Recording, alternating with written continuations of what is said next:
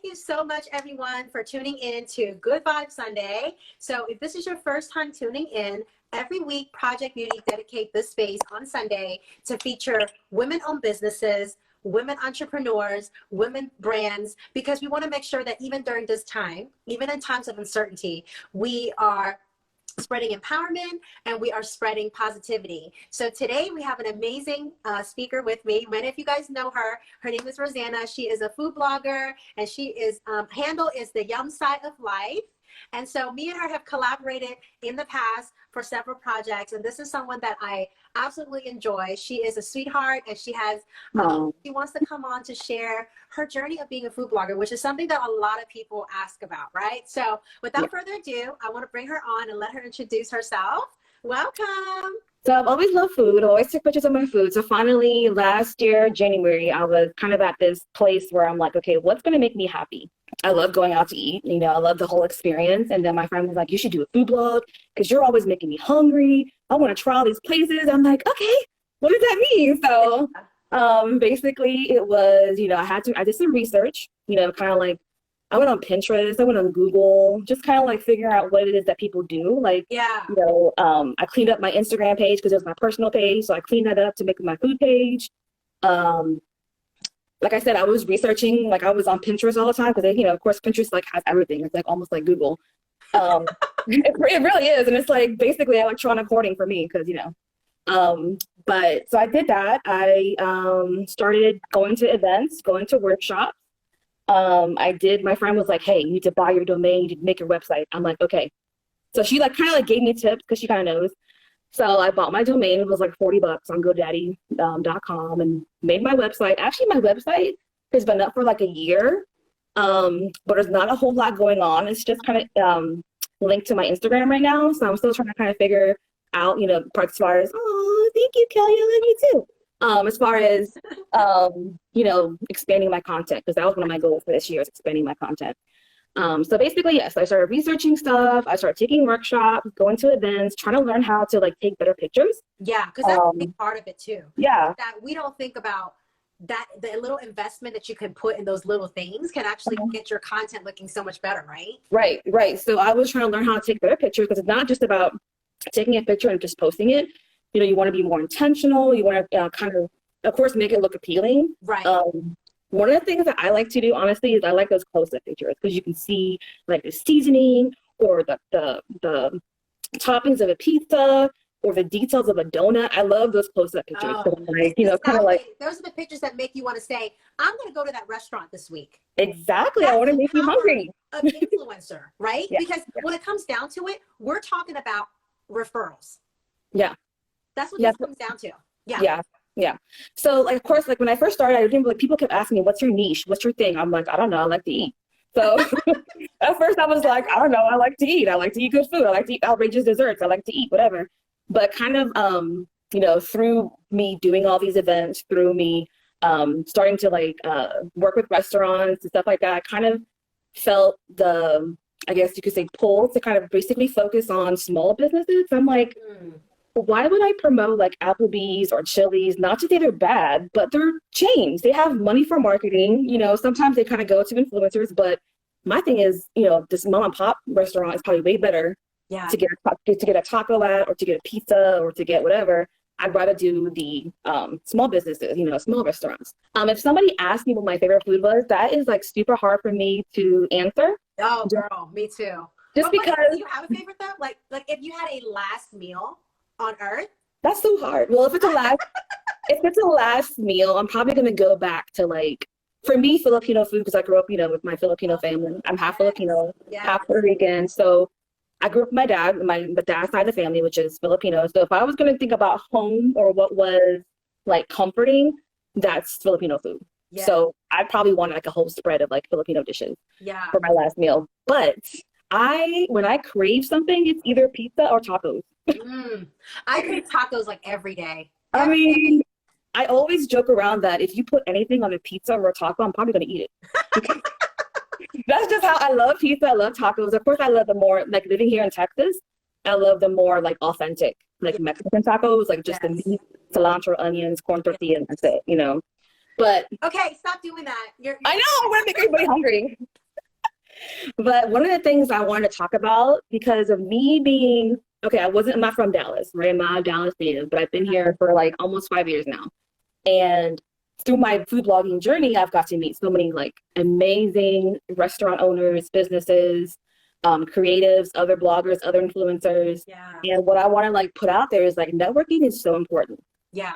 That's one thing I realized, like, okay, I know I'm by myself going to this event. Like in the beginning, when I didn't know anybody, Yeah. I'm going to this event. I'm going by myself. I'm super anxious and I'm freaking nervous, but I'm going to go and do it. Because like, you don't know who you're going to meet. Right. You know what I mean? Like I met you and I wasn't supposed to be there that night. And I met you. I always think about that. Like I wasn't even supposed to be there that night. And I met you and it's been life changing. Because once I heard you speak on that, Bloggers for Good, I was like, okay, I want to be more intentional. That's my, yes, Michelle, it's all you're doing, Michelle. All you're doing, Michelle. Once I, after I, speaking to you that night, I was like, I want to be more intentional. I want to do something like that's going to not just make you hungry, but I want to have an impact. So that was my thing. That's what I learned through all this is I want to bring people together. I love bringing like different people, different influencers. Yes. Like, you go to an event and you kind of stay with your clique or people that you know, but I want like people to like, have the whole International Women's Day. That was a dream. That was. Because you brought everybody. It was my first event. But no, that's beautiful because, this is a prime example of why I say that when you follow your passion, it leads you to more that makes you happy, right? Like you starting this blog was simply just following your heart, following your soul. You love food. You want to share it with the world. Right. And then in the midst of all of that, it lets you to, like you said, people and me, and now we're doing things to raise money. I mean, it's so divine how things happen. And we think that sometimes it's like, oh, that's just a coincidence. Like, no, that's how God works. Okay? Right. God works through people, and God's going to put you in position to meet the people that's going to link you up with your passion. And how you're going to make an impact is through that passion. You don't have to do something that you don't enjoy. Right. It's about finding what sets your soul free, And I know that food blogging is that for you. That was actually one of the things I was going to talk about is like, this hasn't been easy. Yeah. Not at all. Yeah. Going to events by myself, it was nerve wracking until I started meeting people and kind of seeing people at different events. Just the whole, like, everyone does this thing where they compare themselves to somebody else. Mm-hmm. Even as a food blogger, there was somebody that I, started following. Her page is amazing. Her photos are like clean and like, and I was like, dang, she got to like 1,000 followers like in a month. How does she do that? Because, on Instagram, it's all about your followers, right? Right. So, my goal was to, of course, start working with, companies and restaurants, and they really won't look at you most of the time until you're at least at 1K. Mm-hmm. So it was just like, man, what am I doing? Like, if you kind of compare yourself, you get in those ruts where you're like, oh my God, what am I doing? Am I doing it right? There's some people out there. Should I even do this? Mm. But, you started doubting yourself. Oh yeah, even definitely. Though you went in for the passion of it, you started to do the comparison game. Yes. Oh yeah, definitely. I definitely have my doubts. We all do it. Yeah. One of the things I had to like really just tell myself is, I'm me. Nobody else is like me. That's right. I'm not going to be this clean, like perfect person. So my photos won't be that way. They're going to be good, but they're not going to be like just a perfectly edited. Yeah. Right. And I figured also like just kind of like being authentic. You have to be who you are. Just be authentic. There's days where I don't feel like posting. There's days where like I get on Instagram, meaning like do like a video or two and I look crazy. I mean, whatever. So it's just, I show the good and the bad and I talk about it as much as I can. Just being authentic and being you. I think that's what makes anyone successful is just be you. Yes. Be authentic, do what's in your heart. And I love that. That tip right there is so important. By staying true to ourselves, by really following the true essence of who we are, we begin to attract the other people and the events and the experiences that are aligned with our value. But it really does start with us, It's beautiful. Right. I love that you're saying that. Stay true to you. You can't try to fake it. You can't try to be some other influencer blogger. That style is not you. Yeah. It's just, it would come off as fake. Yeah. People are not going to trust you if you're just doing stuff just to do stuff. It's like, I know I'm not an expert. Like, I'm not a food critic. I like what I like, and it's kind of subjective. But you know, if I like a place, I'm going to be obsessive about it, and I'm going to talk about it so much. Like, go here. Oh my God, try this. You know, and it's not so much like I'm like I said, I'm not an expert, but it's what I like, and I think you'll like it if you're following me, because you know, I think I covered anything. Do you think Yeah. I left anything out? Let me ask you. So how Okay. did you start, like, everybody wants to know this. How did you Okay. start working with restaurants? Like, how did that process start, right? Because as a Yeah. blogger, you're starting out, like, did you take an initiative and just start reaching out to restaurants? At How did that first, I happen? didn't. At first, I didn't. At first, I was really like nervous and like intimidated. So I'm gonna be honest about that. Because I was like, I don't know if they want to work with me. So like at first, you know, I was really intimidated by that. I did have people start to reach out to me. So I was like, oh my God, so and so wants me to go there and try their food. So like I got really excited when, you know, different restaurants started reaching out. And then one of my other like really big time like lifestyle influencer friends, she was like, well, you know what you can do is you can pitch yourself to the PR agencies, because that's who, you know, controls all that. Yeah. So I didn't know that. So basically you want to make sure that you can pitch yourself to PR agencies. There's a whole bunch here on Instagram Which one that, do you belong to? well, I kind of follow a couple of different ones. Okay. I can say there's Culture Hype. Okay. They're really big on working with influencers. Bolt PR, so B as in boy, OLT PR. Okay. Yeah. And then there is, let me think, Culture Hype, Bolt PR. There's one that's called Volk too, so V as in Victor, OLK. Okay. So there's different ones that are really active with influencers, and that's kind of how you kind of like have to figure it out too, is who's really working with influencers. So a couple of them, like I said, are really like responsive. So I just like would pitch myself and be like, hey, you know, I would love to work with you guys. This is my Instagram page. See if I fit. Blah blah blah blah. So like you kind of, you know, have to pitch yourselves to some of the, you know, marketing agencies on Instagram. And Sometimes you create like a media kit. so I've actually have not done my media kit yet, Okay. because that's one task I just can't seem to wrap my head around. And you've been successful though. Like that's, But like that's the thing. This is a good example of someone who doesn't have to do what everybody else is doing. I'm like, I don't know how to make it. Well, anyways, that's You're one. doing great. I know that's one of the things I just haven't created for myself is a media kit. But people who they can do that. They can, you know, because I'm gonna say I'm not being paid yet. You know, I'm not being paid from you, but just being able to pitch to people and be like, hey, can I work with you? Da, da, da. I feel like that's, you got to start somewhere. But it's So a sponsor, like when you say not pay, you mean like monetary. But when you go, it is a sponsor. right, post. right, Like right. So it could be a free meal. It could Yeah. be, you know, something like that, where they send you, you know, send. I got someone that actually sent me a bottle of whiskey, which was That's really cool. nice. That's I know they approached me and they're like, hey, do you want to try some? I'm like, sure, why not? So stuff like that. They may gift you something. They may gift you like, I mean, I got sprinkles cupcakes one time and I was super excited.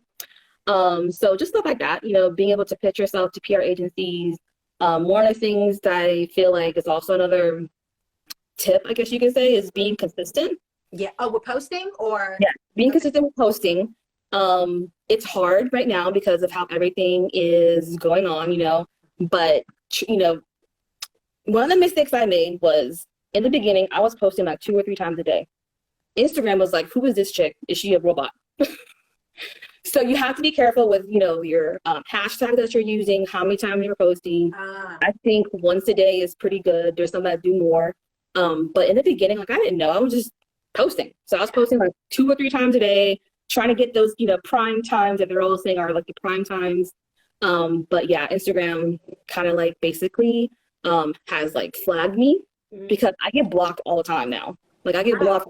I know I get blocked from commenting. I get blocked from all kinds of stuff. So it's like, you know, you have to be careful because Instagram, like I say, is sometimes a hater. So you have to be careful with that. And that's one of the things I was like, okay, I wanted to grow my Instagram first. That was my first thing I wanted to do. Right. But now I'm like, okay, I want to expand my content. I want to do like either a podcast or a YouTube channel, Love it. something else, because I feel like if Instagram wants to go down, Yeah. then you have to have something where you can send that person to, like, hey, this is my website, and you have your YouTube channel linked to it. So that's one of my goals. It's important to have different platforms. That's so important. That's a great tip for any influencer, you know, that you have multiple platforms, right? So that, that if something goes down, we have something else. Like, I think YouTube is a really great one to have to add to you. So I think you should definitely look into that. And just for anyone that's watching right now, this video and its the entire replay will definitely be on our YouTube channel. So if you guys are not subscribed, we'll talk about that later at the end, but but yeah, no, that's really smart. That's a great tip. So you're on Instagram. I'm on Instagram. Your website, and then you're also on Facebook. Right. I have a Facebook business page and I have my website. But I really want to expand my content. I'm on TikTok too. Oh, great. Give your handle for TikTok. Is it the Yum Side Life as well? Yeah, the same thing. And I don't post there as much because it's just a lot, but I try to post a couple times a week. Yeah. To be successful on TikTok, you got to post like multiple times a day. I don't have time. I don't have that much content right now. I did one video on TikTok and it was a food video. And TikTok is fun. I mean, there's everything on there. Dance challenges. There's foodies on there doing like how to do something, how to make this. Yeah. So TikTok is definitely a good platform. And right now it's not as regulated as Instagram is. Mm-hmm. So that's like prime time. But yes, my goal for this year, I don't know when I'm going to make it happen, but it's definitely trying to get like either a podcast or like a YouTube channel going because I want to have something else to, to show my content. Yeah. Absolutely. No, that's great. No, so, okay. So, so we talked about how to work with, so what's the one thing that for anyone that's listening right now, if they're thinking about blogging and they're hesitant, like what is something that you would tell them now that you've been on this journey and you've had your blog for how long now? Like 2 years? It was a year in January. So a little bit over a year. Okay. What's like your advice for someone who's looking to start? I would say just do it. Just do it. I mean, if you wait till the right time, if you sit there and doubt yourself, you're going to just be sitting there and doubt yourself. I say, try it. I mean, what's the worst that could happen? Like you're really not going to lose anything if you just try. And like do your research. I mean, I Googled and went on Pinterest to find stuff. Yeah. And then like I was on Facebook events and Eventbrite. What did you search for in Eventbrite? Food and drink.